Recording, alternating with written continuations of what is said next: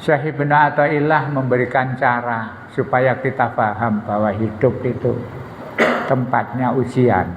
Maka beliau katakan, man dhanna infika kalutfihi an qadarihi. Siapa saja yang punya perasaan, punya pikiran, punya dugaan bahwa ketika menerima kesulitan, menerima ujian, menerima cobaan, kok dia merasa seakan-akan kehilangan kasih sayang Allah, merasa bahwa Allah sudah mencabut kasih sayangnya, itu menunjukkan bahwa wadzalika likusuri nazarihi. Itu bagian dari bukti bahwa pikiran dan keimanannya sangat terbatas.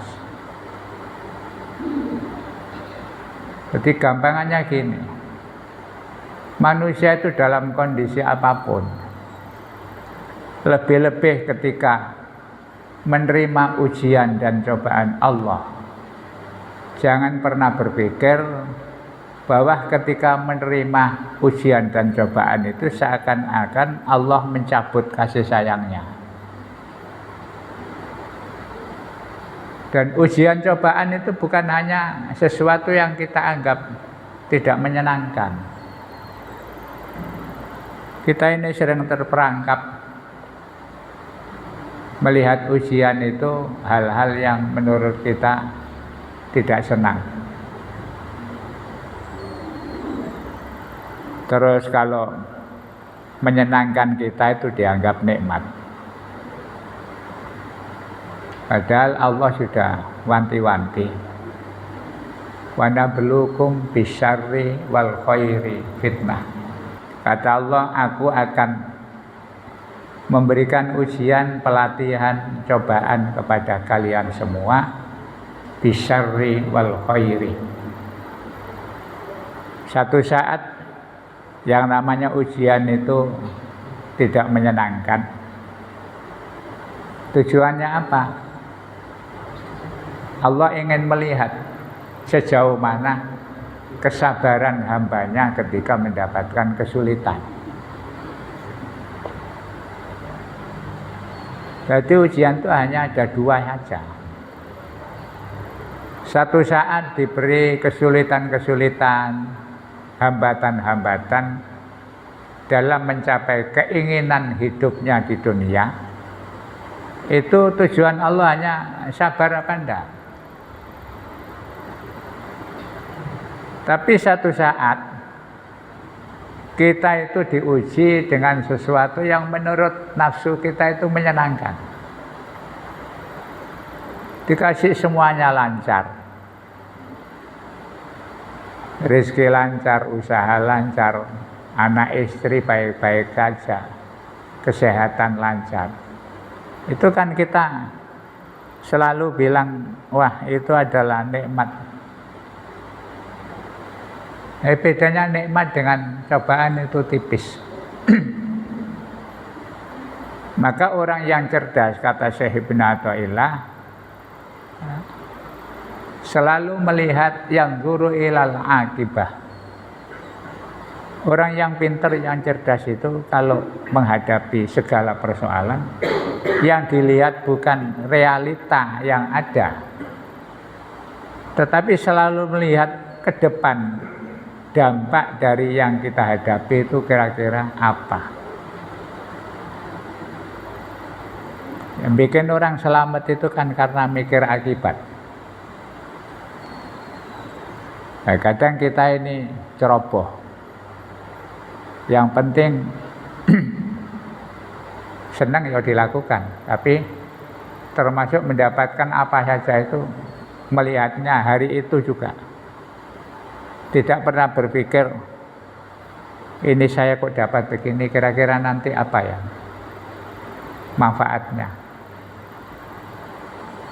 Dapat kenikmatan menurut kita, ukurannya manusia itu kan kenikmatan tuh semua yang menyenangkan. Padahal Allah mengatakan yang menyenangkan itu juga ujian. Kalau yang menyulitkan itu ujian, Allah ingin mengukur kesabaran seseorang. Yang menyenangkan itu Allah ingin melihat sejauh mana hamba itu mau mensyukuri nikmat Allah. Dan dua-duanya bahaya. Kalau kita mendapat kesulitan, tidak sabar, itu bisa terjerumus kepada kekufuran. Nanti putus asa, tidak percaya kekuasaan Allah.